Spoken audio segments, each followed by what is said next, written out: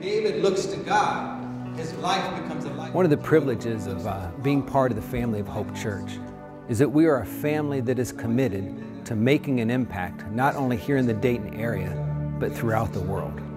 A few years ago, a couple of our members went to Zambia, and when they were in Zambia, their lives were changed. Not just because they had the privilege of meeting some dynamic people and serving alongside of those individuals, but when they came back, they realized that we can make a difference here in Dayton that can impact the world, especially in the region of Zambia. Here's their story. Getting out to see the villages and seeing how the people live, that was the eye-opener for me. Mud huts, tiny mud huts with grass roofs, a separate building where they used fire to cook because you couldn't have fire in your little hut, and then a grass screen behind which was the latrine. And that's basically your homestead in Zambia. And yet these people were the happiest, most contented, kind, generous people who were just thankful every day for everything that God had given them and how He had provided for them and how blessed they were to be living there. I can't imagine giving birth on a dirt floor with no one there.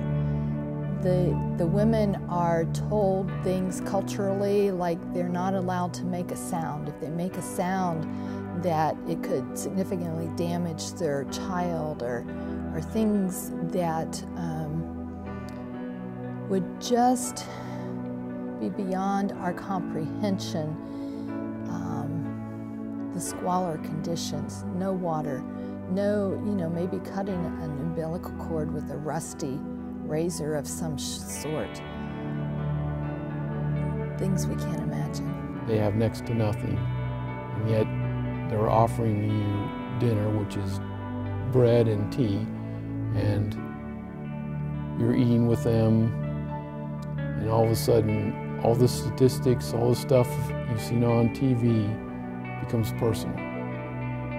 Because to some extent, you're dependent on those people, and they're right next to you. I witnessed the birth of twins while I was there, and there was an issue with the cord from one of the children being wrapped around the other child. And so something that we would think would be easily corrected during a birth here, if the birth is happening in a mud hut by someone who has very little experience in these matters, that child wouldn't have lived.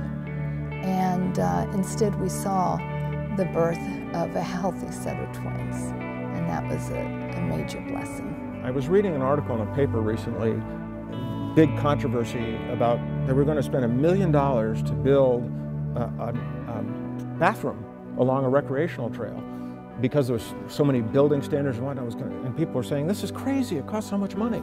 And a lot of times building something in the US does cost that amount of money. So if it's $1 million to build restrooms along a rec trail, here we're building a birthing center that's going to save lives for $15,000. That's nothing. That is so little money that it would be easy for us to do this and truly make a difference and save an awful lot of lives. After hearing these stories, I'm just not convinced that we can make a difference.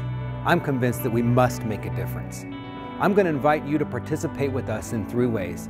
Number 1, to pray for the community of Zambia and how we can make an impact there. Number 2, to spread the word. And number 3, to give sacrificially. We want to thank you for prayerfully considering your partnership in this ministry, and we look forward to sharing this with you.